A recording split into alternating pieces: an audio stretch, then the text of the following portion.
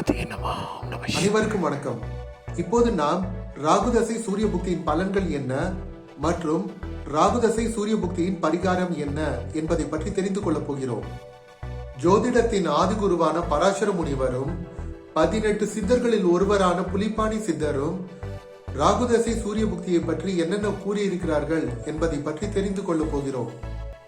இதற்காக புலிப்பாணி சித்தர் எழுதிய புலிப்பாணி ஜோதிடம் என்ற நூலிலும் பராசர முனிவர் எழுதிய பிருகத் பராசர ஹோர சாஸ்திரம் என்ற நூலிலும் ராகுதசை சூரிய புத்தியை பற்றி என்னென்ன கூறியிருக்கிறார்கள் என்பதை பற்றி தெரிந்து கொள்ளப் போகிறோம். எனவே இந்த காணொளியை நீங்கள் முழுமையாக காணுங்கள். ஒருவேளை இந்த சேனலில் நீங்கள் இன்னும் சப்ஸ்கிரைப் செய்யாமல் இருந்தால் கீழே உள்ள சப்ஸ்கிரைப் பட்டனையும் அருகில் உள்ள பெல் பட்டனையும் அழுத்தி இந்த சேனலில் சப்ஸ்கிரைப் செய்து இணைந்து கொள்ளுங்கள். இந்த சேனல் உங்களுக்கு பயனுள்ளதாக இருக்கும். நீங்கள் நோட்டிஃபிகேஷனுக்கான பெல் பட்டனை அழுத்தினால்தான் வருங்காலத்தில் நான் வெளியிட போகும் காணொளிகளுக்கான நோட்டிஃபிகேஷன்கள் உடனுக்குடன் உங்களை வந்து சேரும்.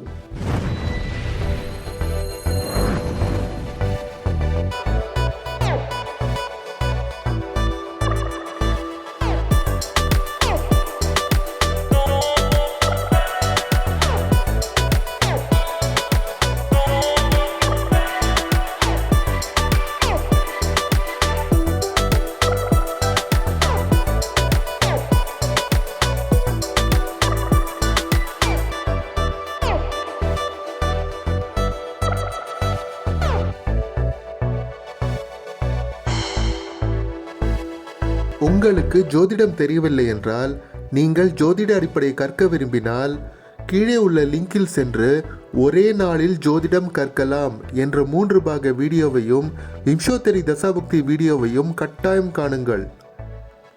அவற்றை திரைக்கு மேலே தெரியும் லிங்கிலும் சென்று காணலாம்.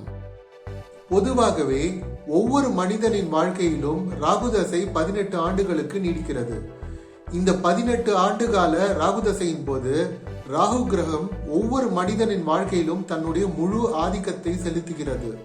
இந்த 18 வருட ராகுதசையின் போது மற்ற 9 கிரகங்களுமே தங்களுடைய புக்தியின் போது ஓரளவிற்கு அந்த மனிதனின் வாழ்க்கையில் தங்களுடைய ஆதிக்கத்தை ஓரளவிற்கு செலுத்த முடிகிறது.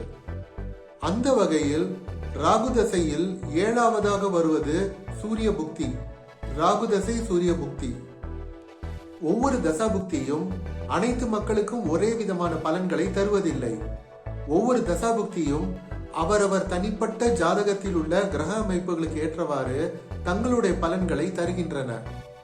உதாரணத்திற்கு ராகுதசை சூரிய புக்தி ஒருவருக்கு நன்மையை தருமா அல்லது தீமையை தருமா என்பது அவரவர் தனிப்பட்ட ஜாதகத்தில் உள்ள கிரக அமைப்புகளை பொறுத்தே அமையும்.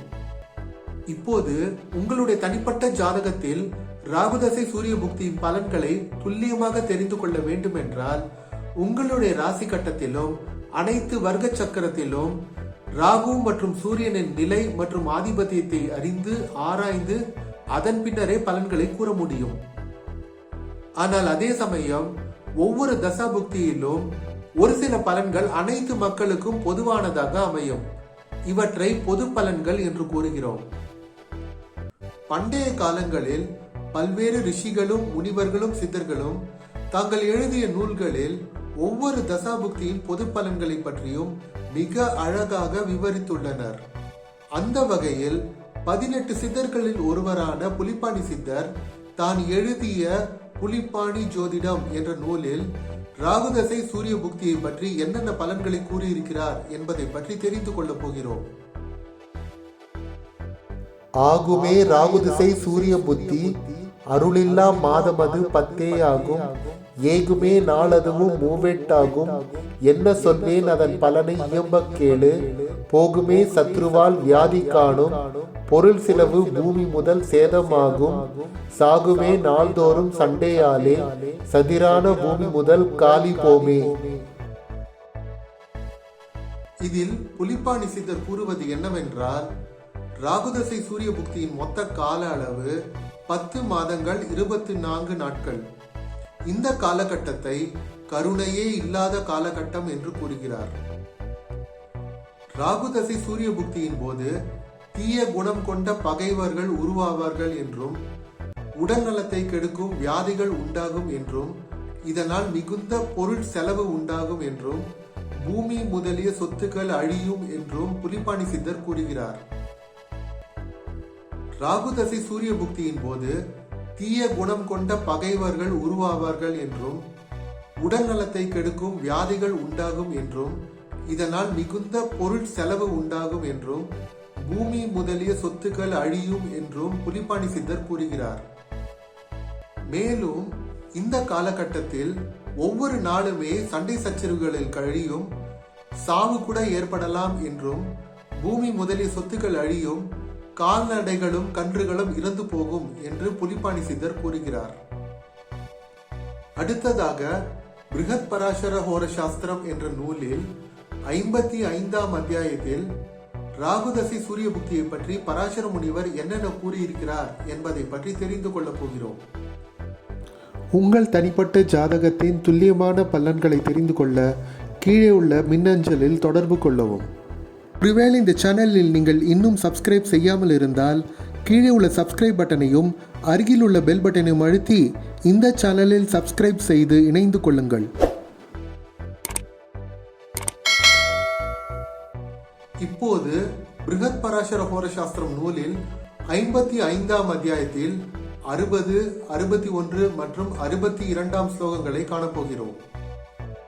राहुरंतर ते सूर्य स्वोच्चे स्वक्षेत्र केंद्र गे त्रिकोणे लाभगे वापी तुंगांशे स्वांश गैपी वा शुभ ग्रहेण संदृष्टे राजप्रीतिकर शुभम धनधान्य समृद्धिश्च ह्यल्पमान सुखवाहम अल्पग्रामाधिपत्यम च स्वल्पलाभो भविष्यति.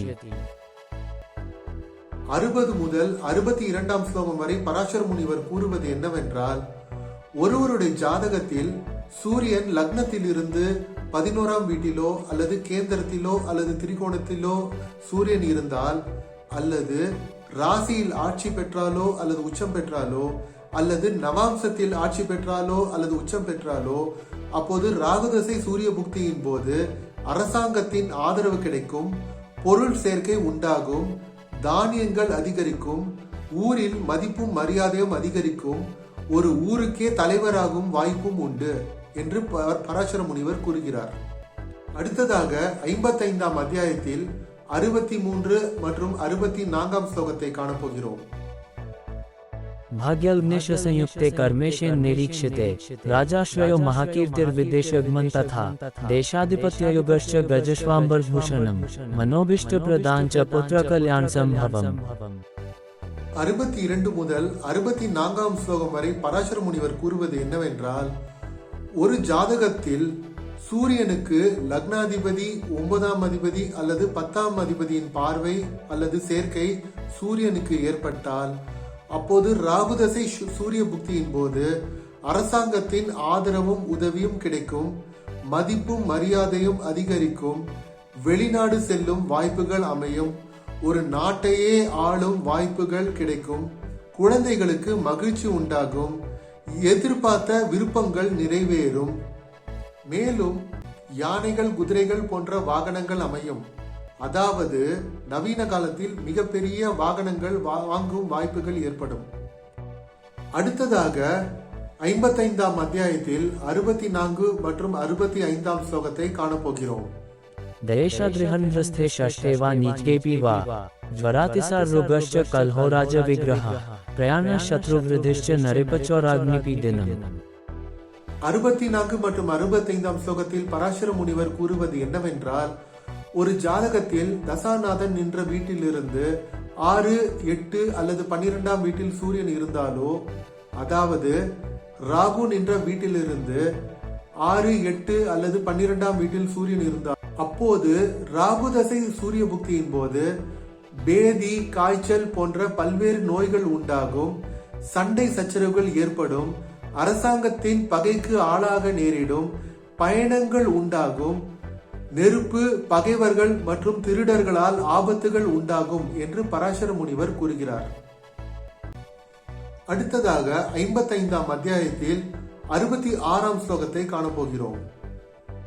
दायशा केंद्र कोणे वा दृष्टिके लाभगेपि वा विदेशे राजसम्मानं कल्याणं च शुभावहम् 66ஆம் ஸ்லோகத்தில் பராசர முனிவர் கூறுவது என்னவென்றால், தசாநாதன் நின்ற வீட்டிலிருந்து 3ஆம் வீட்டிலோ அல்லது 11ஆம் வீட்டிலோ அல்லது கேந்திரத்திலோ அல்லது திரிகோணத்திலோ சூரியன் இருந்தால், அதாவது ராகு நின்ற வீட்டிலிருந்து 3ஆம் வீட்டிலோ அல்லது 11ஆம் வீட்டிலோ அல்லது கேந்திரத்திலோ அல்லது திரிகோணத்திலோ சூரியன் இருந்தால், அப்போது அனைத்து விதங்களிலும் நன்மையும் வளமையும் ஏற்படும் என்றும் பல்வேறு வெளிநாட்டு அரசாங்கத்திடமிருந்து மதிப்பும் மரியாதையும் கிடைக்கும் என்று பராசர முனிவர் கூறுகிறார். அடுத்ததாக 55ஆம் அத்தியாயத்தில் 67ஆம் ஸ்லோகத்தை காணப்போகிறோம். द्वितीयद्युन्नाथे तु महारोगो भविष्यति सूर्यप्रणामं शान्तिं च कुर्यादारोग्य संभवाम् 67ஆம் ஸ்லோகத்தில் பராசர முனிவர் கூறுவது என்னவென்றால், ஒரு ஜாதகத்தில் 2ஆம் வீட்டிற்கு அதிபதியாகவோ அல்லது 7ஆம் வீட்டிற்கு அதிபதியாகவோ சூரியன் இருந்தால், அப்போது ராகுதசை சூரிய புக்தியின் போது உயிரை பறிக்கும் கொடிய நோய்கள் உண்டாகும் ஆபத்துகள் ஏற்படும் என்று பராசர முனிவர் கூறுகிறார். அதே சமயம் பராசர முனிவர் 67ஆம் ஸ்லோகத்தில் ராகுதசை சூரிய புக்திக்கான பரிகாரத்தையும் கூறுகிறார். 67ஆம் ஸ்லோகத்தில் ராகுதசை சூரிய புக்தியின் தீய பலன்களிடமிருந்து தப்பிப்பதற்கு சூரியனை வழிபட வேண்டும் என்று பராசர முனிவர் கூறுகிறார். அதாவது நீங்கள் முதலில் விநாயகரை வழிபட்டு பின் சூரியனை மனதார வழிபட வேண்டும். உங்களுடைய கருத்துக்களையும் சந்தேகங்களையும் கீழே உள்ள கமெண்டில் பதிவிடுங்கள். நினைவில் வைத்திருங்கள், இதுவரை நான் கூறியது எல்லாம் பொது பலன்கள் மட்டுமே. உங்களுடைய தனிப்பட்ட ஜாதகத்தில் ராகுதசை சூரிய புக்தியின் பலன்களை நீங்கள் துல்லியமாக தெரிந்து கொள்ள வேண்டும் என்றால், நீங்கள் உங்களுடைய பிறந்த ஜாதகத்தில் ராசி கட்டம் மற்றும் அனைத்து வர்க்க சக்கரங்களிலும் ராகு மற்றும் சூரியனின் நிலை மற்றும் ஆதிபத்தியத்தை அறிந்து ஆராய்ந்து அதன் பின்னரே பலன்களை கூற முடியும். உங்களுடைய தனிப்பட்ட ஜாதகத்தை அறிந்து கொள்ள விரும்பினால் நீங்கள் கீழே வரும் மின்னஞ்சலில் என்னை தொடர்பு கொள்ளலாம். உங்களுடைய கருத்துக்களையும் சந்தேகங்களையும் கீழே உள்ள கமெண்டில் பதிவிடுங்கள். இந்த காணொளி உங்களுக்கு பிடித்திருந்தால் கீழே உள்ள லைக் பட்டனை கட்டாயம் அழுத்துங்கள். நீங்கள் லைக் பட்டனை அழுத்தினால்தான் மேலும் பல பயனுள்ள தகவல்களை உங்களுடன் பகிர்வதற்கு எனக்கு இன்னும் ஊக்கமளிப்பதாக இருக்கும். ஒருவேளை இந்த சேனலில் நீங்கள் இன்னும் சப்ஸ்கிரைப் செய்யாமல் இருந்தால் கீழே உள்ள சப்ஸ்கிரைப் பட்டனையும் அருகில் உள்ள பெல் பட்டனையும் அழுத்தி இந்த சேனலில் சப்ஸ்கிரைப் செய்து இணைந்து கொள்ளுங்கள்.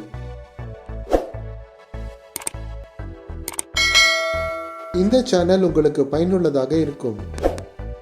நீங்கள் நோட்டிஃபிகேஷனுக்கான பெல் பட்டனை அழுத்தினால்தான் வருங்காலத்தில் நான் வெளியிட போகும் காணொளிகளுக்கான நோட்டிஃபிகேஷன்கள் உடனுக்குடன் உங்களை வந்து சேரும்.